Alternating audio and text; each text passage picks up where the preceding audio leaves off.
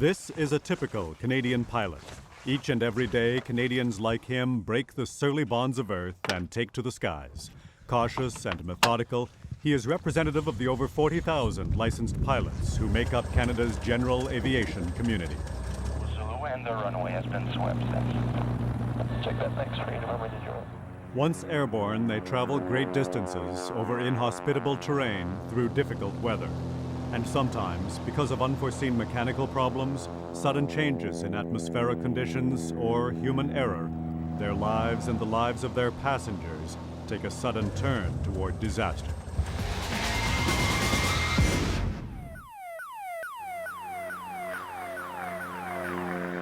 There isn't a part of the world that goes out there expecting to not to come back. I mean, most of them will tell you it just happens, just so quick that bang. Something goes wrong, or they do something wrong, and the next thing they're on the ground and wondering how the heck they got there. The final line of defense, the only piece of equipment on board that works automatically in a crash situation and independently of all other electronics, is the Emergency Locator Transmitter, or ELT. Emergency locator transmitters come in two types. The original ones operate at a frequency of 121.5 megahertz, which was designated as the International Aircraft Distress Frequency in the 1950s.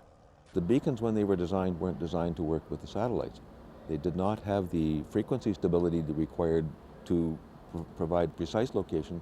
The frequency wanders a little bit so that you can't come up with a perfect position with one satellite pass. And so it really messed up the position finding. The second model sends out a digital signal on an entirely new frequency, 406 megahertz. It was developed to resolve issues where the 121.5 fell short. The 406 are better in every possible aspect you can think of.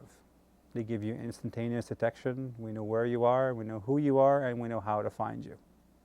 Whenever an ELT is activated, the signal is transmitted upwards, hundreds of miles, to an Earth-orbiting satellite. Having satellites are like having eyes in the sky, literally in space.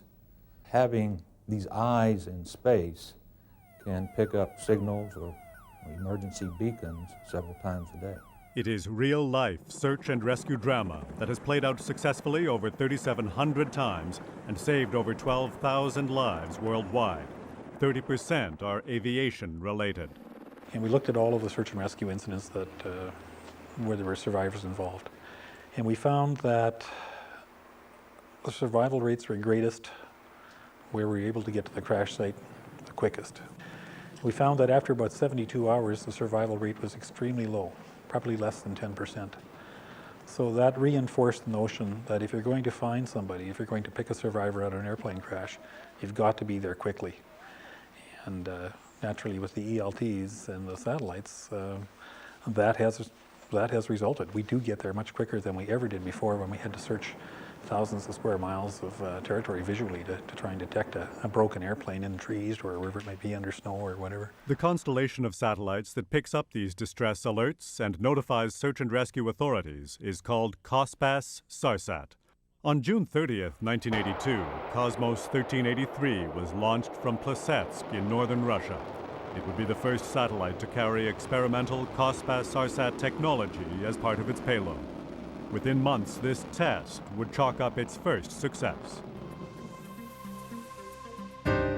September 9th, 1982, a single-engine Cessna piloted by Joel Ziegelheim had been flying a search pattern over the Rocky Mountains in northern British Columbia. Ziegelheim and his two passengers were searching for an aircraft that had vanished more than 7 weeks before. Suddenly, their plane, unable to lift above the unexpectedly steep, rising valley floor of a canyon, crashed into the trees. What happened next would launch search and rescue into the space age. And they'd gone out and done an initial search without any luck when Ziegelheim was reported overdue. So I was called in to see if we could use the satellite system to help. At 2 a.m. Pacific time, Russia's COSPAS-1 satellite picked up a 121.5 megahertz distress signal in the Rocky Mountains. The Russian satellite successfully relayed the signal to Canadian search and rescue authorities. We proceeded out to the Latin Long they give us, and we're approximately about 10 miles away from the crash site, and we picked up a DLT, And then we circled around, and that's, I spotted the tent and the casualties. And that's when we jumped in. The single-engine plane had crashed 80 kilometers, 50 miles off its intended flight path, and was way outside the prime search area. If it wasn't for the COSPAS satellite, it would have took us maybe anywhere from 3 to 4 days, maybe a week to find the survivors. And if we had waited that long, the type of injuries they did have, there probably would have been some deaths. You know, they wouldn't have made it. Finding Ziegelheim and his passengers dramatically proved the effectiveness of the brand new satellite technology for search and rescue. It was just a marvelous invention because it saved us so much trouble. We were able to home in on aircraft and home in on people that needed rescue, rather than having to search days and days and days, you know, a visual search. And sometimes those visual searches in some of the conditions, particularly in the winter with fresh snow, you weren't going to find them. However, problems soon emerged. 121.5 megahertz was already the international aircraft distress frequency. Using that same frequency for the SAR satellite system would, in the long run, prove to have almost as many limitations as it had benefits. Now, there are many, many things in Canada that transmit on 121.5 megahertz. It could be from a faulty microwave to a radio tower that does not function right. So there's lots of 1 to 1.5 hits that happens every day. False alerts can also be activated by ELTs themselves through pilot error. If it's a false alarm and it's at an airport and the airplane's in the hangar, well, it's nice to know that nobody's been hurt. But it's also frustrating sometimes when you get called out in very bad weather. And you find out that an ELT had been taken out for maintenance and was not secured properly, and now it has triggered the search and rescue resources. In fact, 97% of the alerts received by rescue authorities on the 121.5 frequency are false alarms.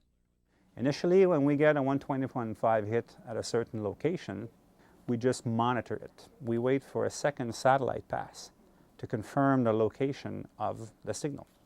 Unless we have other evidence that an aircraft is overdue within the region where the detection is, then we will launch resources right away. They contact NAV Canada, the agency that keeps track of planes that are in the air.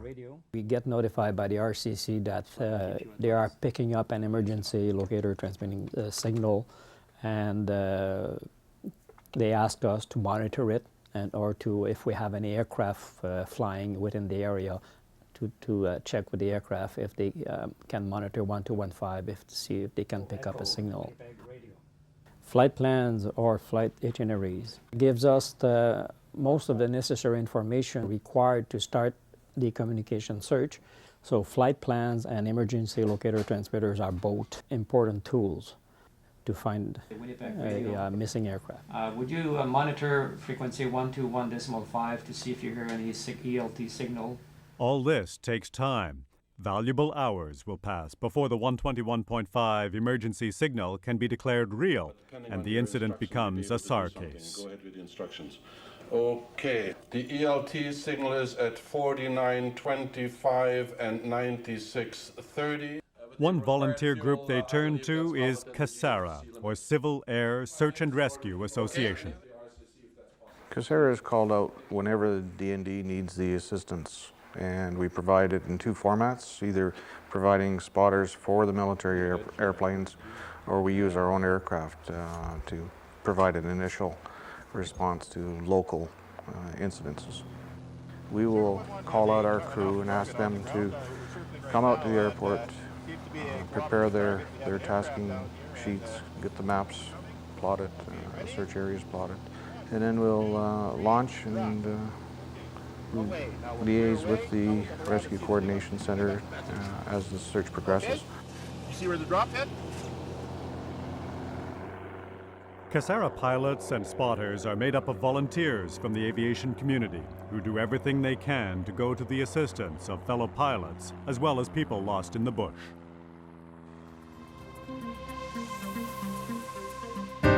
Realizing the flaws with 121.5 megahertz, COSPAS SARSAT turned to digital technology to develop a new type of emergency beacon that provides much more than just a homing signal.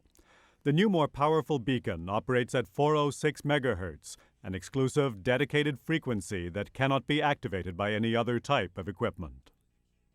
Well, a few bits at the beginning of the distress message identify it as being from a 406 megahertz distress beacon, and the ground receiving systems check for those, and if those bits are not in the message, then the system does not detect that as a distress beacon. There's also a significant improvement in accuracy. For 121.5 beacons, the older beacons, the accuracy is generally good to 12 to 20 kilometers. For searchers, if you had an accuracy of 20 kilometers, you'd have to search an area the size of a city, so it's a large search area. If you're searching for a 406 beacon, which has an accuracy of 2 to 5 kilometers, the search area corresponds to maybe a neighborhood in a city, so it's a much smaller area. And there's another improvement. With the 406 beacon, you're going to be detected immediately. As soon as that signal goes off, the geosynchronous satellites or the orbiting satellites are going to pick it up.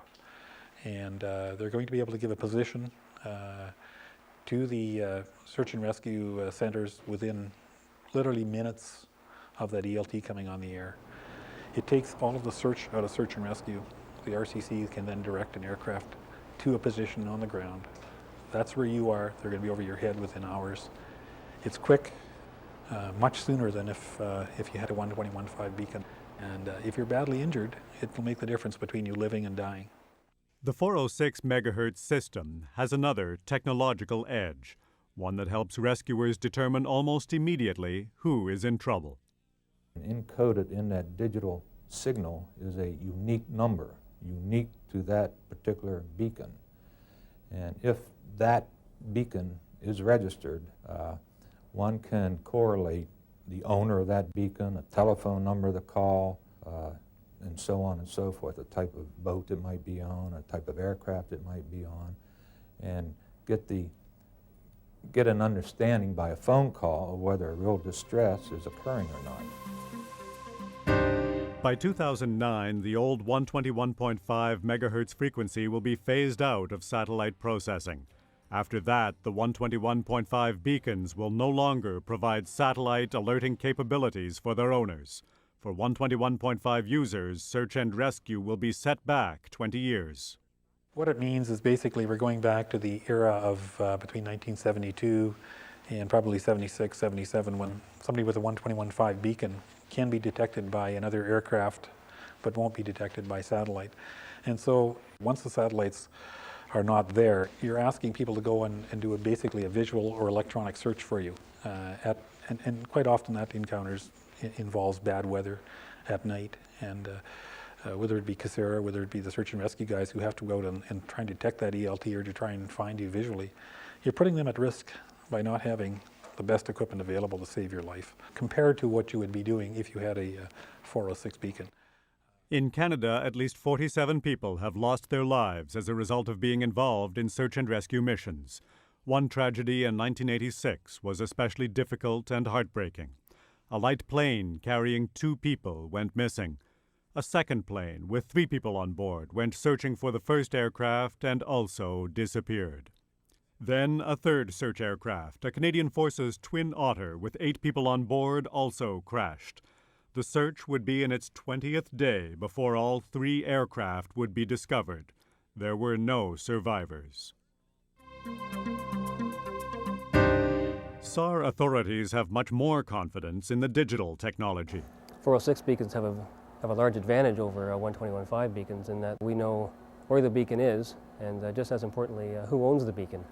And what that does for us is allows us to solve a lot of false alarm cases prior to launching the aircraft.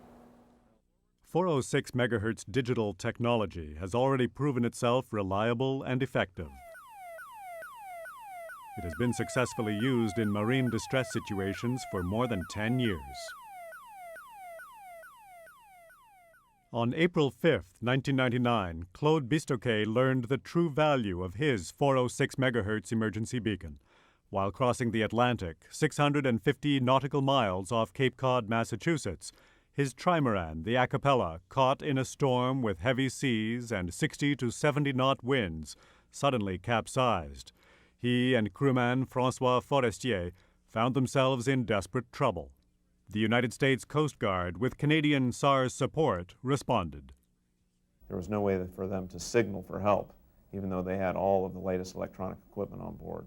But what they did have on board was a 406 megahertz EPIRB. Using this system, we were able to nail down the time and the place. We knew where they were, we knew when they lit off that beacon, when it was picked up by the satellite, we knew the name and full description of the vessel, and by the time we were able to talk with their family, how many people were on board, their experience level, the fact that it was a watertight compartment, and all this other information. When we arrived on scene, we deployed both rescue swimmers into this 25-foot seas. They swam to the capsized vessel. The two personnel popped the hatch, the two French citizens. They climbed out, very cooperative. They were both harnessed up, one after the other, lifted up to the helo. They had mild to moderate hypothermia and otherwise were in very good condition. And so, as we say in the cost-best SARSAT and search and rescue business, 2 lives saved. Because timing is so crucial in search and rescue operations, the 406 megahertz system provides a huge technological upgrade. Take the case of Benoit Boulet. In May of 2000, the helicopter pilot found himself alone and seriously injured on the polar ice near Resolute Bay in Nunavut. His 2 passengers died on impact. I was flying with scientists looking for polar bears, studying the polar bears and their feeding habits. By the time that the work was done, the cloud cover was coming in. When I took off, I had reference to Lothar Island, which was about 7 miles just south of my position. It's when I made the turn to go to Resolute Bay that I get into a whiteout condition. Then I tried to turn back to Lothar Island, but during that turn, I hit the ice. From the instant that the aircraft touched the ground, it's a complete blackout, and then I'm waking up on the ice. I had my left leg badly broken. I had my right ankle broken. My right arm was broken. I had some bones broken in my left hand. I tried to talk to my 2 passengers, but there was no answer. So then I saw sleeping bags close by. So I crawled 50 feet to retrieve those sleeping bags and try to keep me warm a little bit. From the chopper itself, there was nothing left that could be salvaged. I mean the radio system of the helicopter. But we usually carry a emergency HF radio.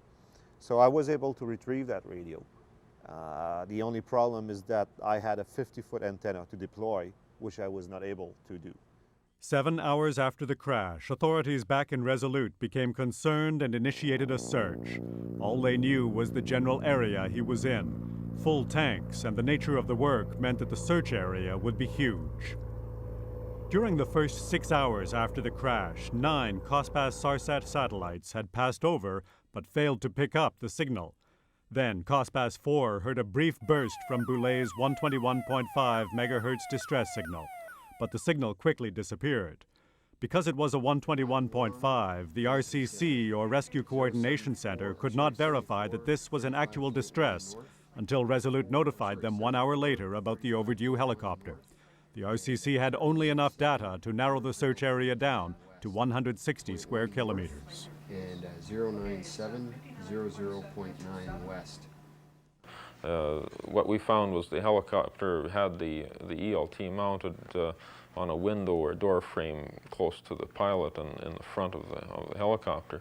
When the helicopter struck the ice, these components were basically pulled apart and severely damaged. So the unit itself was disconnected from its antenna, and it was basically turned upside down, and it was buried in the snow. It was not doing very well, but it was doing enough that we could tell it was functioning, but it just wasn't able to get its message out. Searchers were not able to home in on the signal because it was neither strong enough nor long enough, even though it returned briefly a few more times. 10 more hours would pass before the pilot was found. Things would have been different with a 406 beacon. Well, the 406 beacon transmits a signal about 100 times more powerful than a 121.5 beacon. So even if it were damaged, it still would have likely been picked up several hours earlier, and this would have allowed the rescue efforts to be initiated much earlier. You think about your loved one, my girlfriend, my son, my parents. You think you don't want to die there. 13 hours after the helicopter went down, a twin otter spotted Boulay semi-conscious, huddled among the wreckage. There's one plane that flew probably less than 2 miles from me, but couldn't see me. And the one that found me flew right over me, right over the crash team, and I've seen it. So, and then when it turned around, okay, I knew they found me. The plane landed near the debris. Boulay was airlifted first to Resolute, then to Ottawa. The pilot was out there basically longer than he would otherwise have been because of the problems developing this signal. Well, he must have been wondering if his distress signal ever did get received and whether they knew that it was him in distress. If it had been a 406 megahertz beacon, the identification code that would be in the distress signal would have advised the SAR forces who they're going to look for. And this would have allowed rescue efforts then to be undertaken several hours earlier. 801 Papa November. When a 406 ELT beacon alert came into the U.S. Air Force Rescue Coordination Center at Langley recently, it demonstrated in no uncertain terms how this advanced digital technology makes a big difference in a SAR case. It is an ELT. It is a CSTA ELT per the registration data. Well, in the case of what you saw today, what we had was an unlocated, registered 406 aviation beacon. When we resolved the situation, it really wasn't on long enough for that initial data burst of geo-coordinates to get in there. But the registration data was current, it was up to date, with 2 phone calls. First phone call to the work location, left a message, second phone call to the home location. But on the second phone call, got a hold of the person on the registration data, asked him about his aircraft. He said, it's in the hangar, I'll check on it. Within 5 minutes, he had called me back and said the aircraft is safe, it's in the hangar. We were doing some work on the ELT and accidentally activated it. So from start to finish, I don't think it was 10 minutes before we had complete resolution of the case, because it was 406, it was properly registered, and we could resolve the situation. Now in a 121.5, that would be impossible. Sitting at the hangar in Bedford, Mass. He's going to go check on it right now. Resolved. The entire incident was wrapped up with a few phone calls rather than with a pointless search that would have taken hours to verify and track down, wasting valuable SAR resources. The 406 megahertz digital beacons are more expensive than their older analog cousins. Transport Canada and the avionics industry are working hard to change this. What we're trying to do in the development of this 406 low-cost ELT project is reduce the cost of the 406 ELT. We feel it's very important to have a ELT that is affordable to pilots, to general aviation, and we're doing the R&D work so that we can get this unit as low cost as possible. Pilots have been reluctant to trade in their 121 megahertz beacons and buy a 406 megahertz beacon because of the increased cost. So if we can bring it down to the price that they are used to paying for a 121 megahertz beacon, then we're hoping to open up that market and to be able to maintain the safety of flight for those pilots. We're trying to bring some of the latest technologies that have been put into cell phones and pagers into the ELT in order to take advantage of the economies of scale that those industries have been able to develop. 121.5 beacons have served their owners well for more than a quarter century, but they are slowly going the way of rotary dial phones, charcoal barbecues, and Morse code. Well, most of the 121.5 beacons in use today were designed in the late 1960s, so they've been around for some 30 years. I don't know why someone would risk their life using 30-year-old technology when the 406 megahertz beacons are available today. They're much more effective, they do a lot more, and the performance is technically far superior. like anything else, technology is finding its way into our business, and some of these technological advancements will just revolutionize the way we do business. 406 megahertz ELTs offer technological advantages now. They are an essential piece of life-saving equipment that should be on board every plane. With annual maintenance and fully charged batteries, your beacon will aid pilots, passengers, worried family members, and those who risk their own lives to come to your assistance. 406 ELTs, taking the search out of search and rescue.